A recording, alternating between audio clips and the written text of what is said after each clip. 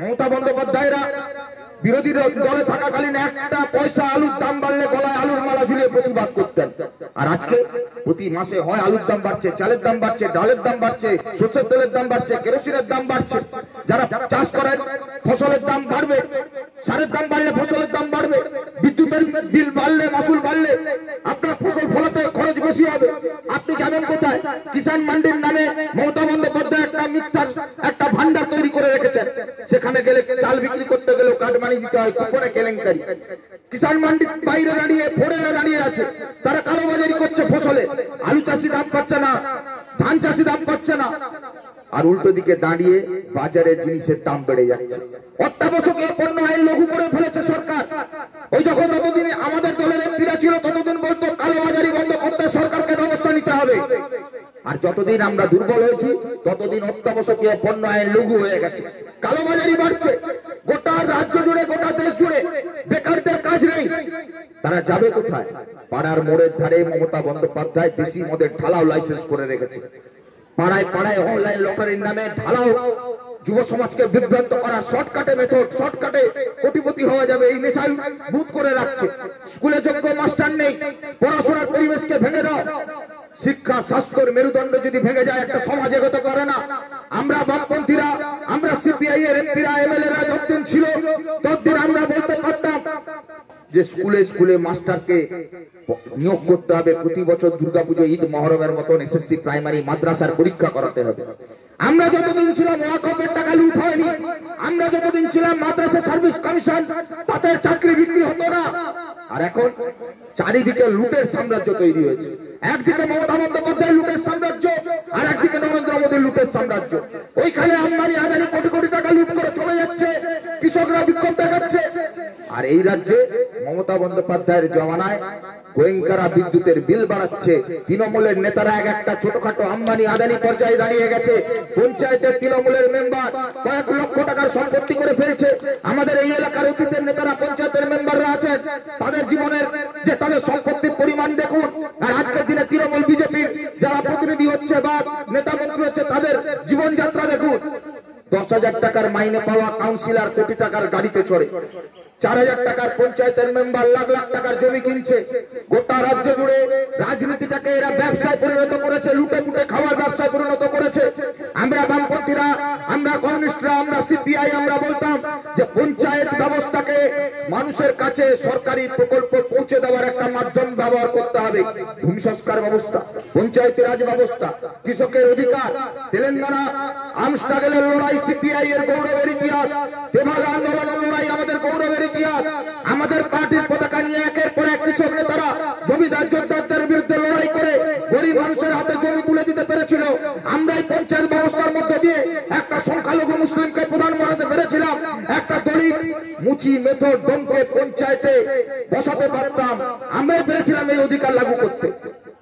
আগেকার দিনে অতীতে যারা বয়স্করা রয়েছেন, সমাজের মধ্যে বর্ণভেদ, জাতিভেদ, উঁচু জাত নিচু জাত, এক জল খাওয়া যাবে না, মন্দিরে প্রবেশাধিকার নেই, সমাজের মধ্যে দলিতদের, সংখ্যালঘুদের অন্য চোখে দেখা হতো।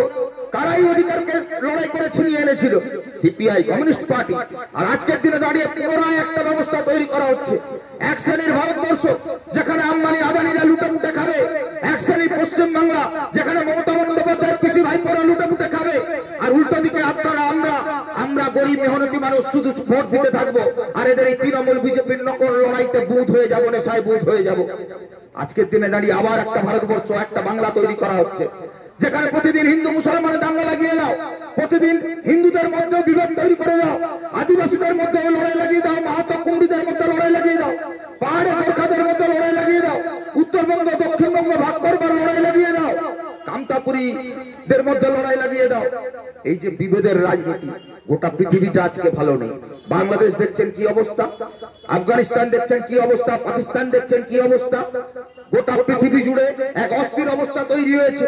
যে দেশে ধর্মীয় মৌলবাদ মাথা চাড়া দিয়েছে, যে দেশে ধর্মে ধর্মে হানাহানি বেড়েছে, সেই দেশে আলু পেঁয়াজের দাম আকাশ ছোঁয়া হয়েছে। তাই আমরা বলছি এই সময়ের মধ্যে আমাদের 100 বছর শুধুমাত্র গৌরবের ইতিহাস কিংবা 100 বছর উদযাপন করবার ব্যাপার নয়। আমরা আমাদের পার্টিগতভাবে সিদ্ধান্ত নিয়েছি একটা বছর ধরে মানুষের কাছে এই ধর্মীয় মৌলবাদী শক্তি বিজেপির বিরুদ্ধে আর এই রাজ্যের চোর দুর্নীতিগ্রস্ত তৃণমূল লাগাতার কর্মসূচি আর আপনাদের মানুষদের মধ্যে আরো বেশি করে সম্পৃক্ত হওয়ার মধ্য দিয়ে জনগণকে ঐক্যবদ্ধ করতে হবে।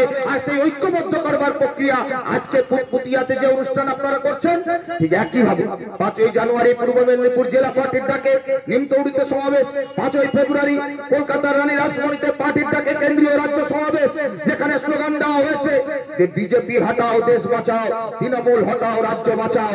100 বছরের পার্টির আহ্বান। যারা মনে করেন যে তৃণমূলকে তাড়াতে বিজেপি, বিজেপিকে তাড়াতে তৃণমূল, আমরা বলছি অনেকটা দিন গেছে। 14-এর পর 19 এসছে, 19-এর পরে 21-এর নির্বাচন, 21-এর পর পঞ্চায়েত গেছে, লোকসভা গেছে, কেউ কাউকে তাড়াচ্ছে না। আসলে ওরা দিল্লিতে বসে লুট করছে, এরা কলকাতায় বসে লুট করছে। এই দুটো কেউ আপনার আমার পক্ষে ভালো নয়।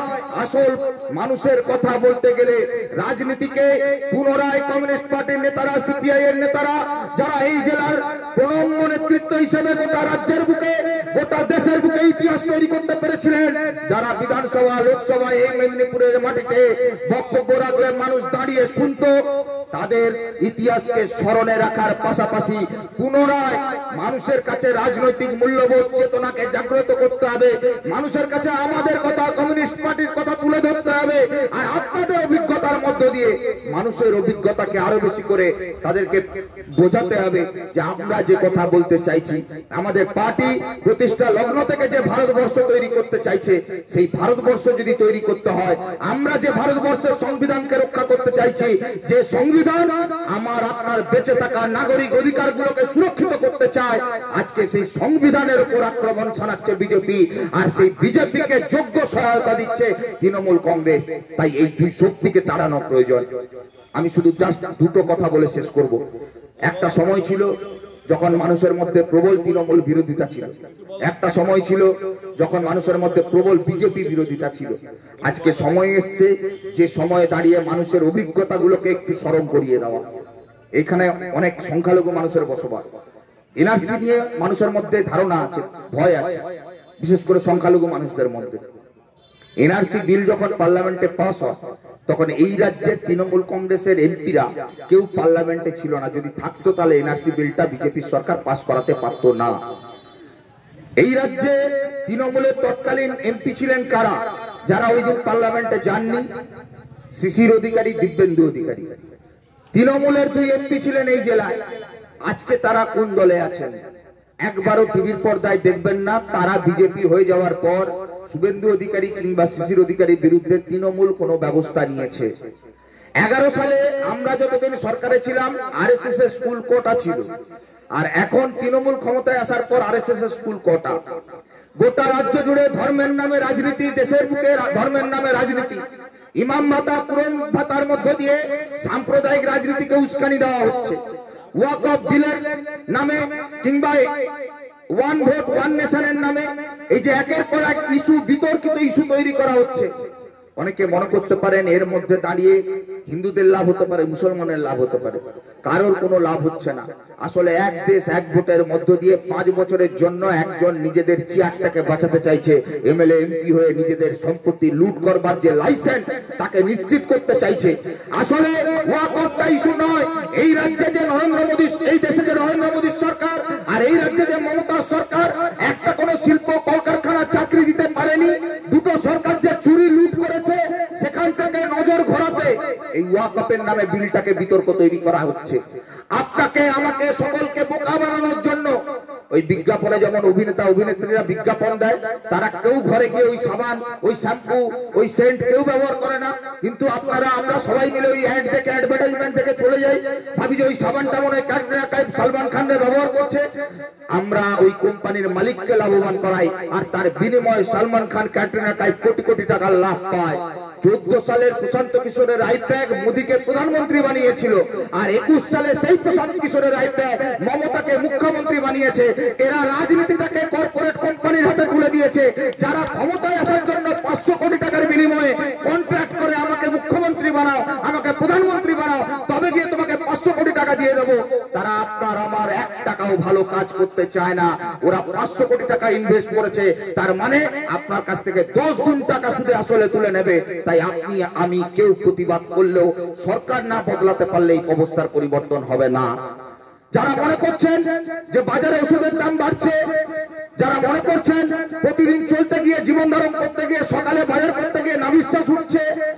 আপনি মনে করছেন ভাগ্যের দয়ায়, বিধাতার দয়ায়, ভগবানের দয়ায় বা পরিস্থিতি খারাপ, কলিযুগ চলছে।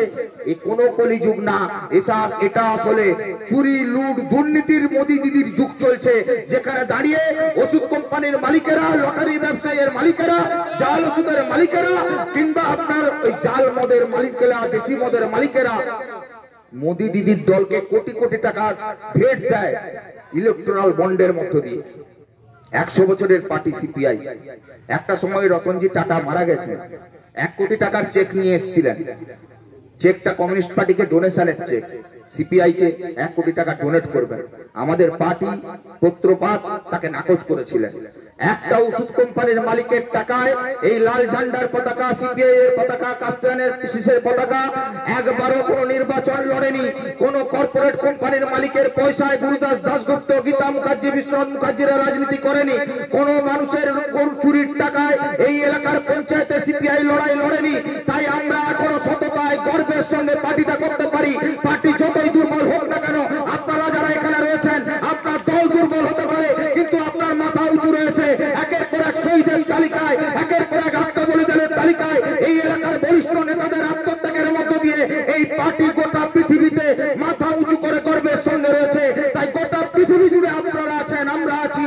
আমাদের সিপিআই এর রিকগনাইজড করা কমিউনিস্ট পার্টি আছে। তৃণমূল পশ্চিমবাংলার বাইরে নেই, বিজেপি এই ভারতবর্ষের বাইরে নেই। তাই আপনাদের আন্তর্জাতিক কমিউনিস্ট পার্টির সমর্থক হিসেবে এই ভারতবর্ষের ঐতিহ্যের গৌরবের এক ঐতিহাসিক কমিউনিস্ট পার্টি, ভারতের কমিউনিস্ট পার্টির 100তম বর্ষে আপনারা যারা এখানে উপস্থিত হয়েছেন, আপনারা মাথা উঁচু করে 100 বর্ষের গৌরবের গর্ব নিয়ে ফিরে যাবেন। পার্টিকে পুনরায় ঐক্যবদ্ধ করতে, শক্তিশালী করতে, লড়াইয়ের ময়দানে এই জেলায় কমিউনিস্ট পার্টি সিপিআই কে, বাম আন্দোলনকে শক্তিশালী করবার প্রশ্নে আপনারা শারীরিক মানসিক ভাবে সহযোগিতা করবেন, সাহায্যের হাত বাড়িয়ে দেবেন।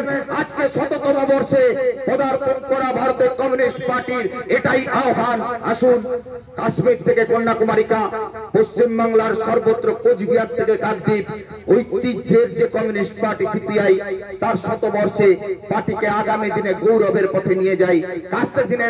কাস্তে ধানের শীষের পতাকার যে ঐতিহ্য, তাকে রক্ষা করি।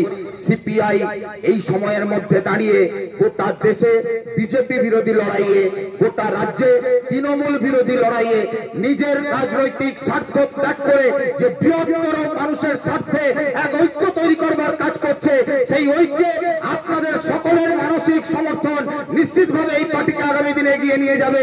এই আশা ভরসা রেখে আপনাদের সকলকে আজকের এই 100 বছরে পদার্পণ করা ভারতের কমিউনিস্ট পার্টি সিপিআই এর পক্ষ থেকে আরো একবার সংগ্রামী অভিনন্দন, লাল সালাম জানিয়ে আমি আমার কথা শেষ করছি। ইনকলাব জিন্দাবাদ, ভারতের কমিউনিস্ট পার্টি সিপিআই জিন্দাবাদ।